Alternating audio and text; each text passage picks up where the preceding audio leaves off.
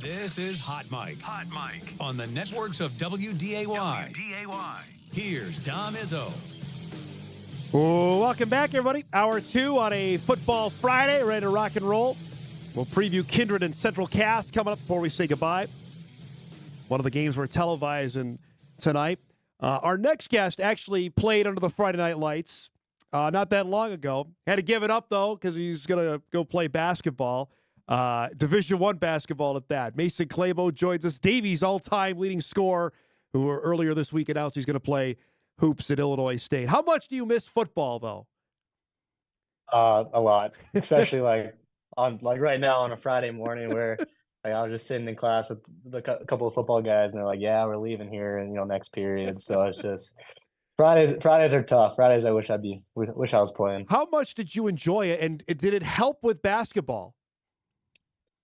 I'd say I enjoyed it a lot. Like it was a lot. Like some of my best memories in high school sports are on the football field. Yeah. But I think the thing that helped me the most was just like at a young age being a quarterback and then having to lead or tell the people the plays and stuff like that and Yep. communicate. I think that helped me the most going into basketball. Is just trying to be a communicator and leading and telling guys what to do, what not to do, and stuff like that. So I enjoyed it. I enjoyed everything about football. What was the conversation like to say, okay, you got to probably be done with football? How tough was that?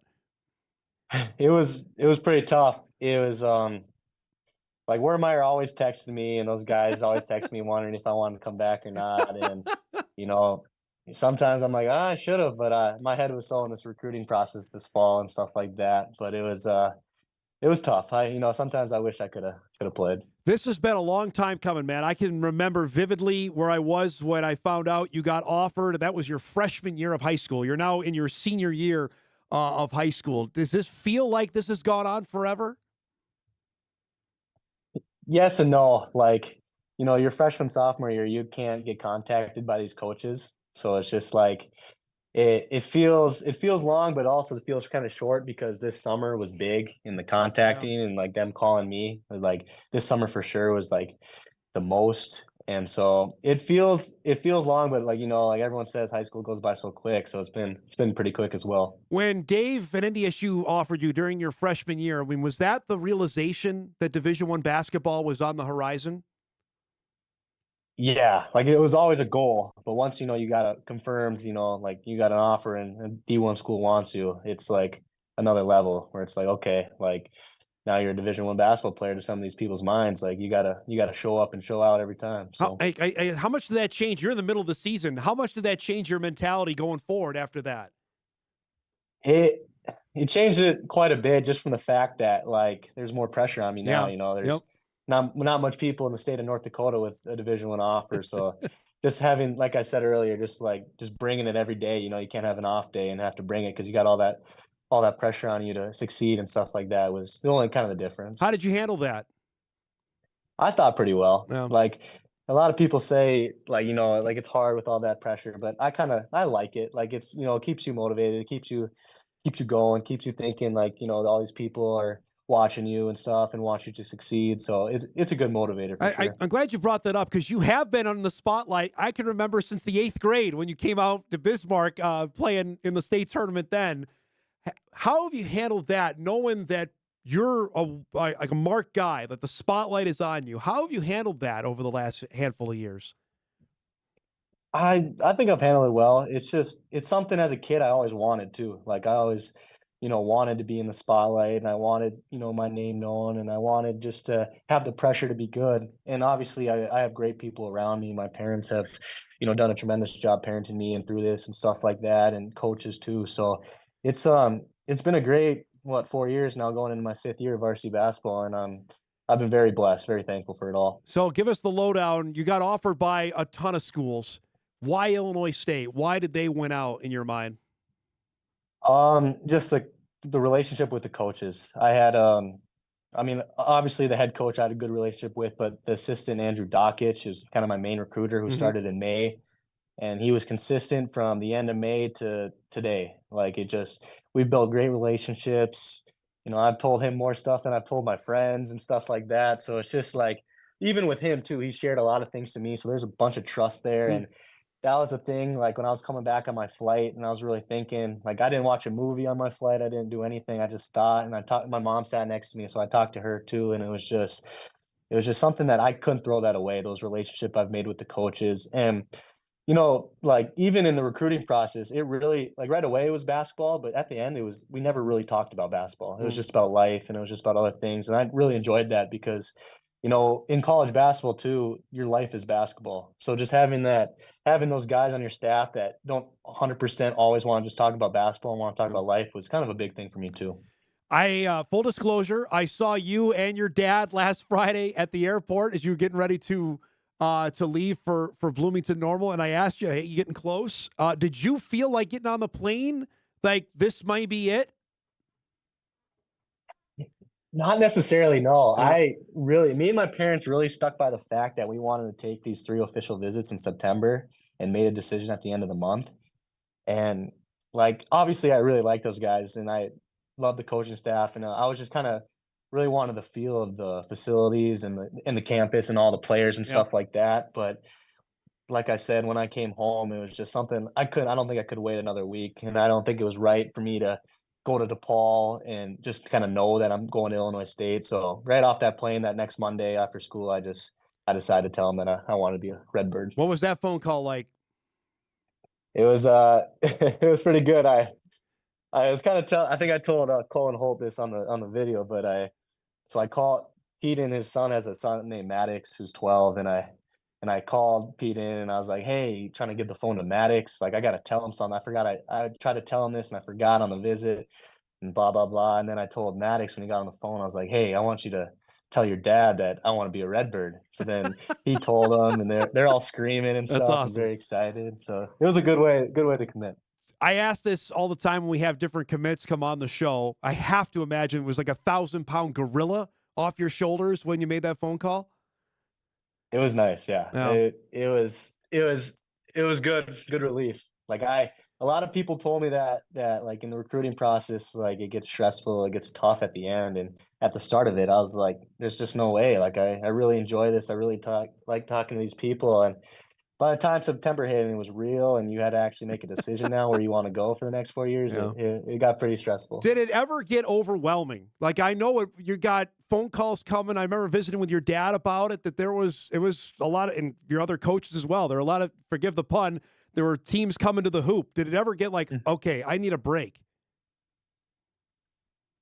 Maybe a little. Like I'm super blessed. And I'm super thankful that I was in that position Yeah. to have those coaches come. And I had a lot of people, a lot of coaches came to Fargo for the first time for home visits. And I took that pretty thankfully. Like a lot of people are coming to Fargo to see me, and for the first time ever coming to North Dakota. So I took that like very thankfully. But at points in time, like it got a little bit stressful, a little bit overwhelming. But like I said, like not a lot of people are in this position, so I'm pretty thankful for it all. Was there ever a time of like a person or school that came like, holy cow, this is pretty cool. They're here to see me. When did that Uh, happen? uh, I say probably Coach Holtman, who was at head coach at DePaul, but he Yep. was there at Ohio State for Yep. 10 years. He flew in a jet and came to Fargo, and I was like, "Oh, that's pretty big time." So, but again, like all those coaches were like I was super excited for too, and I was super excited they came to Fargo. You have had obviously some setbacks as well, injury wise. How have you handled that? And how did you approach that during the recruiting process? Because I'm sure that was brought up. How healthy are you? How did you handle that?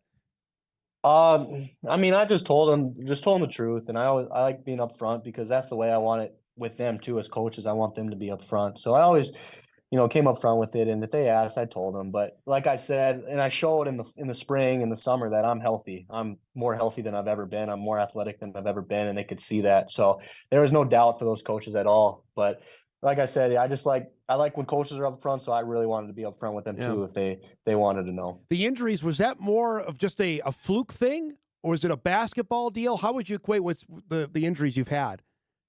I think it was just a fluke thing. Yeah. Like I said, like right now, since the end of basketball season, winter to now, like I've been super healthy. I've been very blessed. And I've been lifting. I've been getting after it, not being having to rehab, but now just Yeah. lifting again, better performance training. And like I said, I'm more athletic than I ever been now. I'm more healthier. I'll knock on wood on that one, just so Yeah, we got a good senior year coming up me and you for both. you. The AAU circuit, how competitive, how stressful is that? I wouldn't say stressful, but it's super competitive, and that's what like it's the closest thing to college you're going to get Yeah. because all those guys on the circuit that I played with are going to college. They're all, a lot of them are going to Division 1. So that's the thing that like I noticed the most, especially this year, is that like you have to bring it every game. Like you cannot take one playoff in the 3SSB circuit because these guys are good, they're athletic, they're long, and we had a really good team and we had a really great coaching staff and we had just played the game the right way. And so by the end of it, the spring, I think in July, we went like 17-1, and we just had it was good because we all were connecting. But that's the biggest thing I'm very blessed and very thankful. Like I said earlier, is playing in the 3SSB and they're playing in the UIBL the past 2 years is like that's the closest thing to college you'll ever get. So Who'd you play with? You have some guys that you were playing with this summer? yeah, so they're all in Minneapolis, but the big one is Chase Thompson from Alexandria. Yeah. I don't know if have Yep. you heard about him? Yep.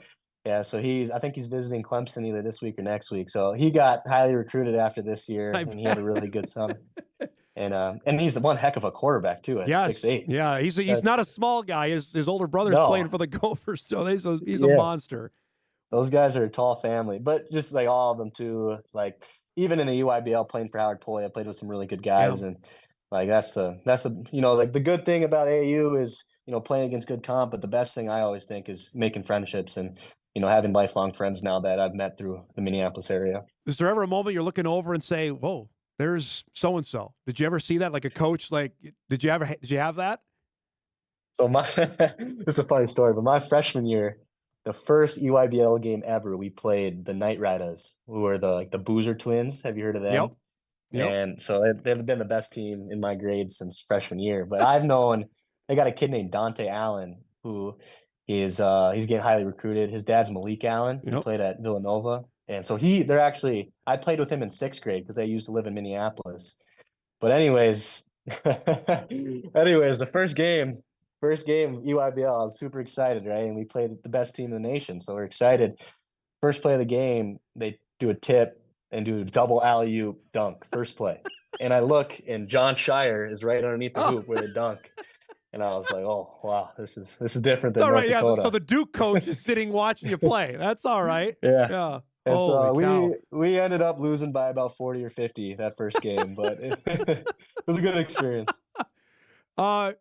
You've played for so long. Is there a game or games that stand out, like maybe team wise, your personal favorite, and how you played personal favorite? What comes to mind when I ask you that? Well, the personal favorite probably was the last EDC championship where I scored a lot of points. That was It's all very fun right. just because, yeah, it was the first sold out game I've ever played at, and it was packed in there. And then obviously, we've been battling with North since I Yeah. was a second grader, battling against Hogue and those guys since I was second and third grader. So that was a really good feeling, and it was fun. As a team, I don't know, man. I've just had so many good teams and teammates that all those games that were just fun. I just enjoyed playing with all those guys, and I'm sad that they're gone. But this year will be pretty special as well. To have yourself and what's going on with Tommy Oneman, to have this level of high school basketball player in the state, how much is that elevated even from when you started as an eighth grader to where we're at now? Yeah, I mean, you can tell that once you get kind of these North Dakota hoopers out there on the circuit that, we can play a little Yeah. bit. We can play at the college level. So it's obviously getting more competitive every year, and there's getting more people out there playing college basketball and succeeding in college basketball. Obviously, the big one's Grant Nelson. You can see now who had one offer, and now he's Right. playing in the Final Four Yep. and, getting posted everywhere, dunking on Baycott and stuff or not Baycott, Klingon and on UConn. So it's just like that's very exciting for the state of North Dakota that people are starting to look in here. And then I guess too Dalton Connect, who's from here a little Yep. bit, but now he's a lottery pick playing for the Lakers. So there's pretty good talent here. There's pretty good talent in your own family. When's the last time you went one-on-one with Lexi and Jaden? Have you done that lately? They do not want to step on the court lately, but it's been a while. I remember me and Lexi used to play. Lexi always tells the story too, but me and Lexi used to play all the time. And when she was, I think, in college or high school, Yep. and I'd always ask her to play 1-on-1, and she'd take it easy, and I'd get so ticked off that she wasn't going as hard as she could. And then she would, and she'd back me down and score every time. But I haven't played with them in a while. No. Well, obviously Jaden went and played football for the Bison, but people should not forget he was a fantastic basketball player as well. He could hoop it. Yeah, I mean, he was a 1,000-point scorer here at Yeah. Davies too. So he was all right. He was a good player. He was pretty good. Before we go, we have Coach Manson on the show all the time. Can you give us a behind-the-scenes story that on him? You have a good one that comes to mind you can share? Oh, I wish you would have told me this earlier so I could have thought about Sorry. it. But I mean, I'm trying to think, man. There's some good stories. There's some crazy stories, but I can't think of the one off the top of the head. But how you see him on the sidelines is how he is every day. And Yeah. he's a competitive guy, and that's why I like him the most, is because our competitiveness match. And sometimes we butt heads, and sometimes the competitive matches meet. But it's been very, very good 4 years playing for him, and I'm very thankful. And I'm excited for this 5th year and the last year with him. Can you get him to not wear a suit and tie? He's always dressed so well. Yeah, that's the way it's Nope. going to roll, Yeah. right? It's how he's raised. I've tried. And that's suit and tie is how he rocks. He so looks good. just think. It's great to see you, man. Congratulations on this getting done. Looking forward to watching your senior year this upcoming winter. Thanks for the time as always, bud. We'll catch you down the road, all right? Yeah, thank you so much. Have a good day. Mason Klabo, Davies' all-time leading scorer, announcing earlier this week he's going to play Division I basketball in the Missouri Valley Conference in Norman, Illinois. We'll be there next week at Illinois State, where Bowden Scudberg is spending his final season of Division I eligibility. Of course, the Redbirds will play a game in Fargo coming up in November the 7th, I believe it is. We're over for a break. We'll take one here. We'll hear from the Vikes as they get ready for their showdown with the Texans, and a couple emails to catch up on as well as we roll on a Friday morning. Back on Hot Mic right after this.